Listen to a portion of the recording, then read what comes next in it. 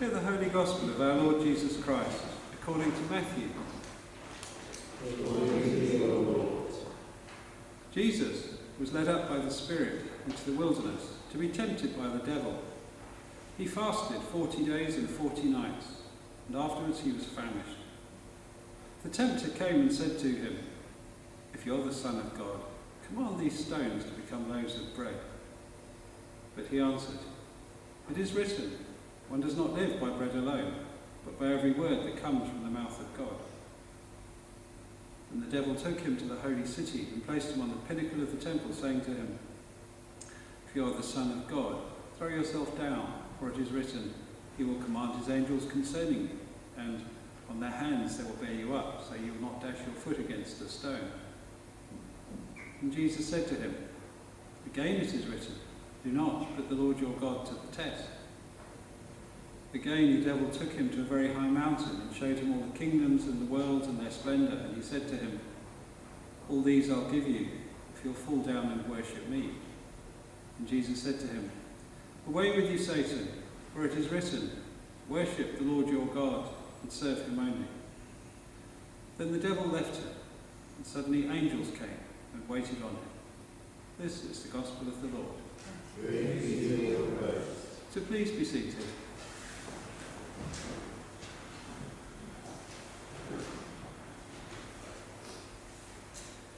When I was doing jewellery, I used to make, occasionally I'd make a tool for blanking out shapes. So for example, I wanted to make one for blanking out birch leaves once. I wanted to stamp it over metal, so I made this little tool, and once it was right, then you could bang it out, and then you'd press out these little shapes. It's a bit like making records, it's the same kind of thing, where if you're making an old-fashioned vinyl record, you cut a master, from the recording. And then from the master record, you'd then make the presses, and then you'd start pressing the vinyl discs, and then hopefully they'll all be exactly the same. Imagine if you just made your master, then someone comes along with a pin and just puts a scratch through the whole thing. You make your press, you start blanking them out, and then each one replicates the flaw which has been introduced, and none of them will play. And what do you then do? You've now got a million records that you just pressed out, and they've all got the scratch on. Imagine if you're making,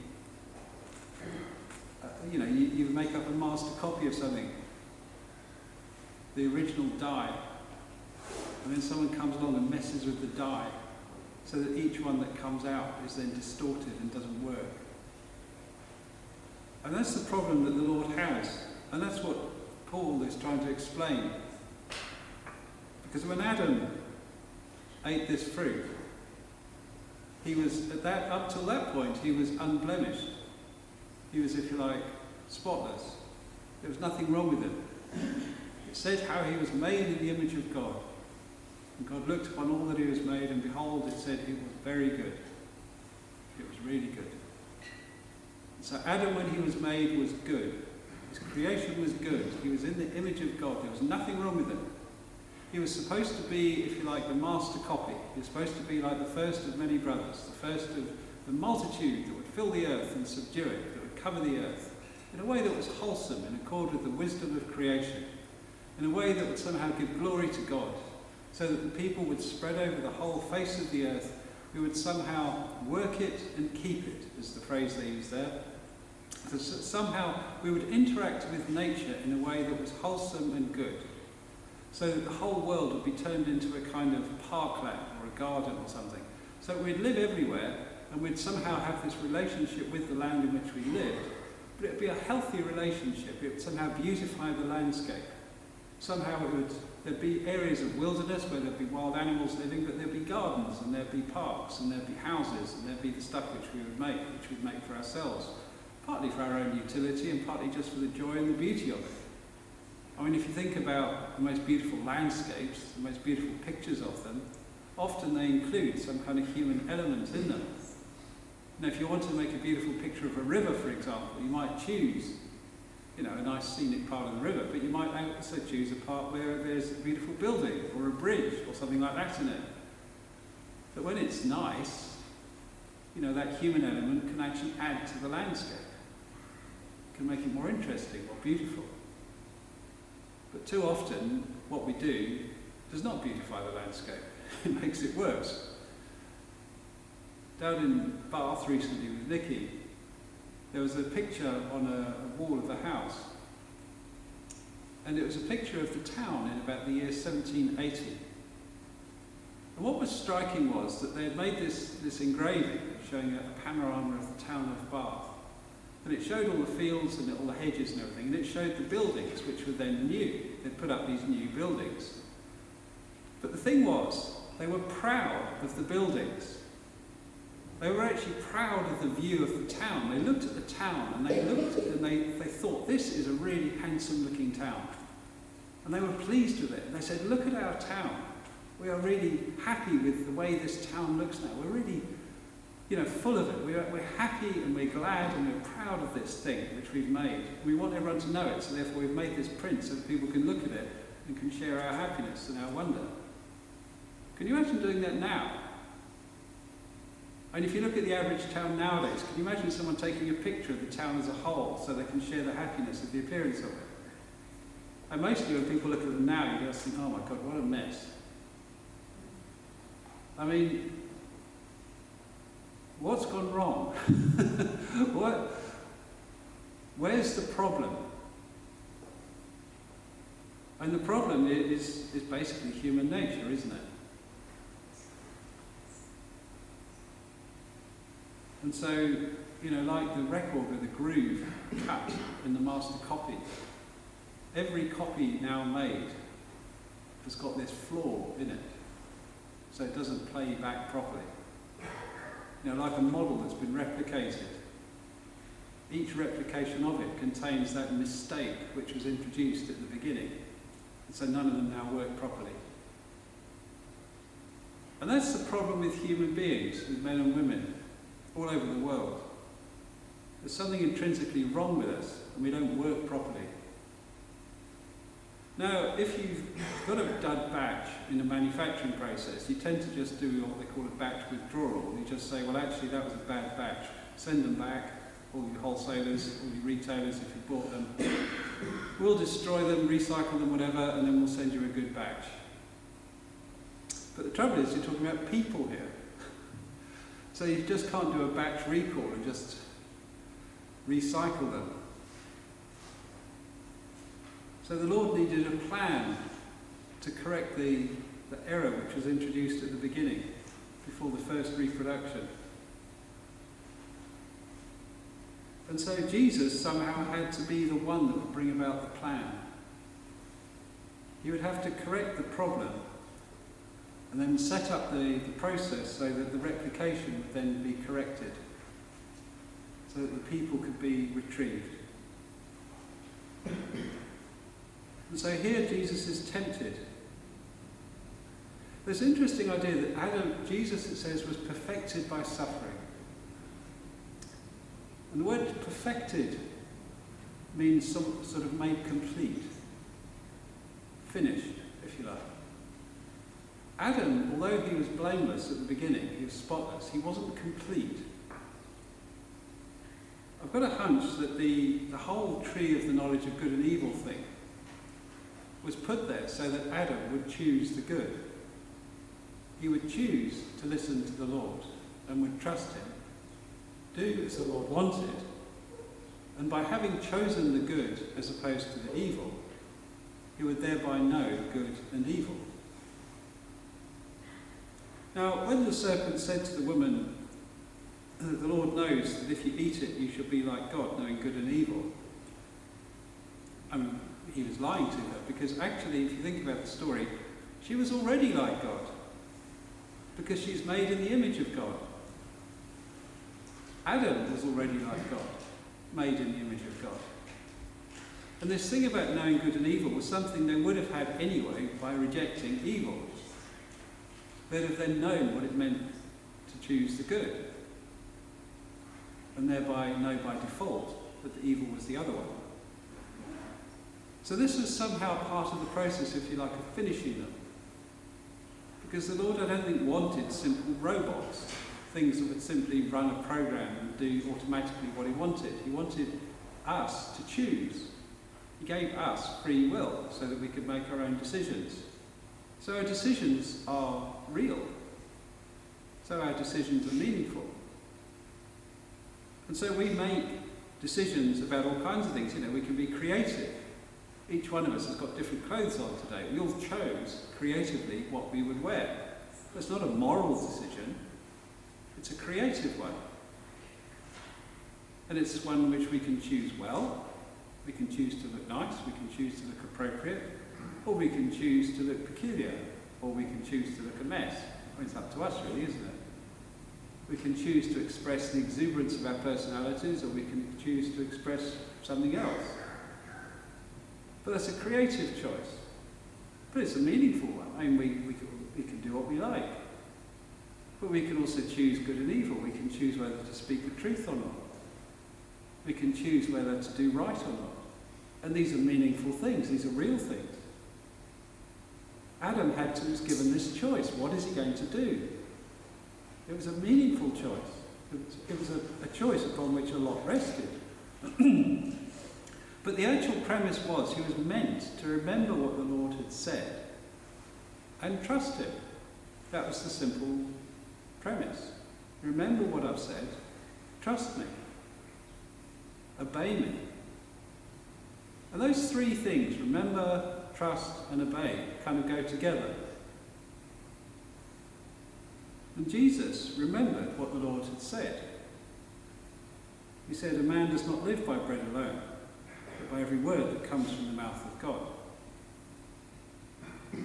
It's an interesting question. The enemy, the tempter, said, if you are the Son of God. Now, Adam was described as the Son of God as well. In one of the Gospels, it gives this lineage, and it goes back and it goes through Adam, Seth, the son of Adam, Adam, the son of God. So Jesus, if you like, was inheriting that position of a kind of new Adam figure, as well as being the Son of God, the only begotten divine Son. But if you like, he was answering on both accounts in this question. If you are the divine Son, then you have power to do whatever you like. And if you are a true man, how will you live? He's being asked both things at the same time.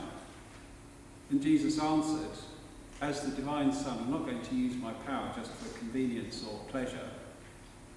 And as a man, I'm going to remember to live not just by bread, but by every word that proceeds from the mouth of the Lord, from God.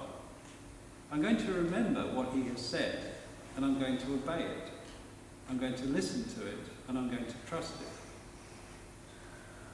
And likewise, the devil then takes to him another word. Well, look, he says, if you're going to remember what the Lord has said, why don't you just throw yourself off here and then float down, because the angels will catch you up. There's a kind of subtle temptation here as well, because Jesus later on says, when Peter wants to start a fight in the Garden of Gethsemane with the soldiers, he said, don't you know? He said, I could summon 10 legions of angels to help me. He could summon angels to help him. He actually does, if you like, have the right to do that. He has the capacity for that. He also has this sort of subtle temptation from the scriptures. He'll command his angels concerning you. Yes, says Jesus, yes, that's quite true, he will. On their hands they'll bear you up so you will not dash your foot against a stone. That is written in the Psalm 91. And yes, it's true, thinks Jesus, if I wanted to, I could throw myself down off the pinnacle and the angels would catch me up. I could do it for the sport of it, for the fun of it, for the excitement. I could do it to show off. I could do it to impress people if I wanted, or I could just behave frivolously and just kind of mess around. Or I could be simply careless, not paying attention to what I do, thinking, well, the Lord will pick up the pieces, it doesn't matter what I do. But what is our relationship to God supposed to be like? It's supposed to be one in which we remember what he said, in which we trust him, and obey him. And that's not what he wants us to do, not just behave frivolously. He wants us to honour him, if you like, to not put him to the test. He wants us, if you like, have that proper regard for him and not treat him as an idiot. Not treat him as a servant or a fool. If you like, properly respect who the Lord our God is. And that likewise in the last temptation, he showed him all the kingdoms of the world and their splendour. In one of the other gospel accounts, the enemy says, these are mine to give. And Jesus doesn't contest that claim. He describes the enemy as the prince of this world. And Paul describes him as the ruler of the air of darkness. So, if you like, the power in the world is part somehow of the province of the devil. You might remember that Adam in the garden was told to have dominion over the world and to rule over it.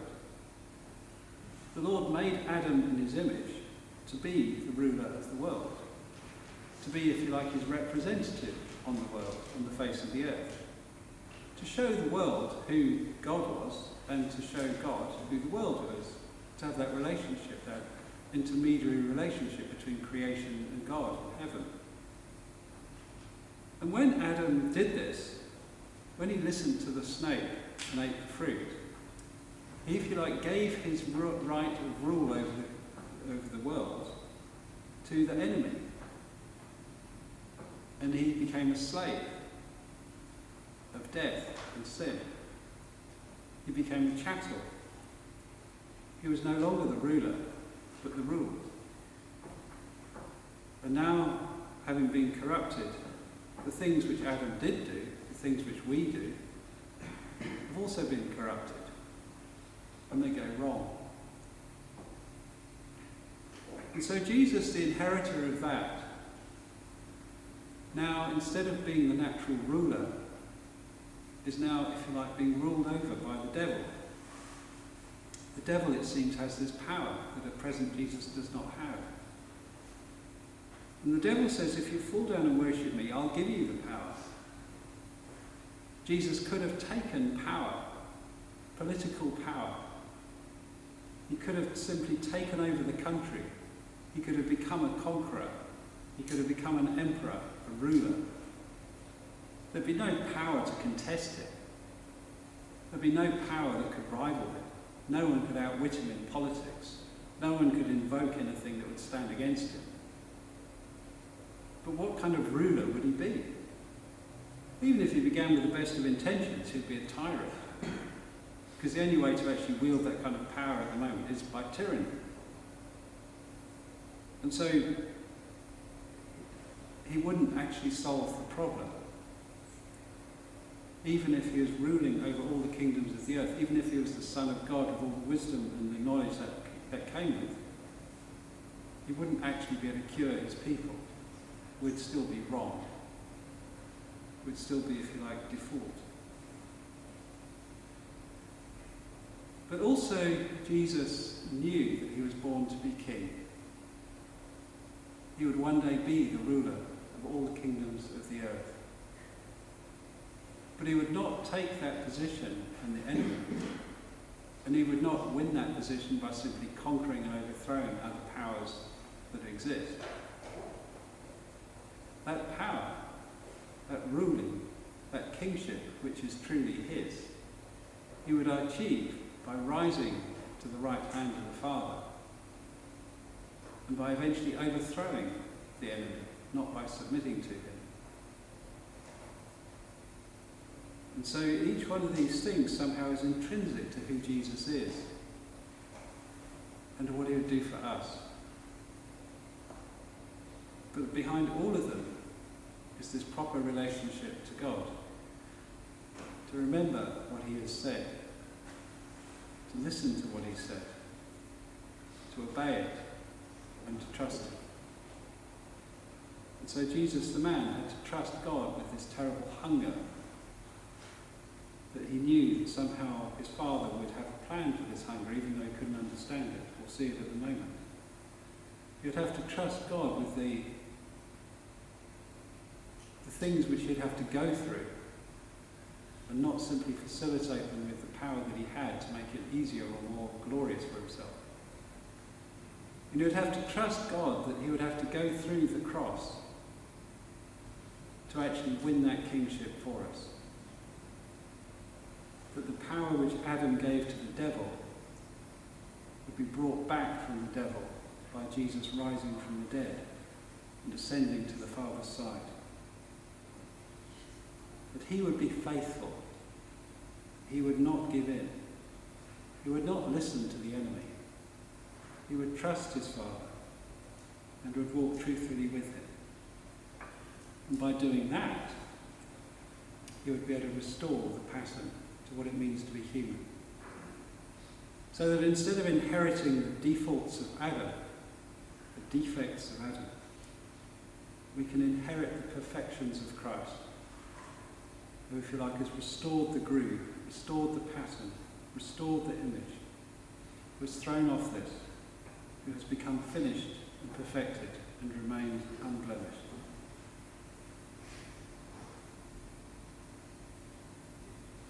And so when we hear those words, did God really say? You know who's saying it. The Lord knows what he said. And if we sincerely want to know what he said, it's not that hard to understand. When we hear the enemy whispering, did God really say? Did he really mean it? Does he really mean it for your good? We know what to do. We should be like Jesus and say, away with you, Satan, for it is written, worship the Lord your God and serve him only. And then the devil left him, and the angels came and waited on him. The enemy will leave us, and the Lord will come and wait on us, and will take care of us if we stay true to him. There we are. God bless you all.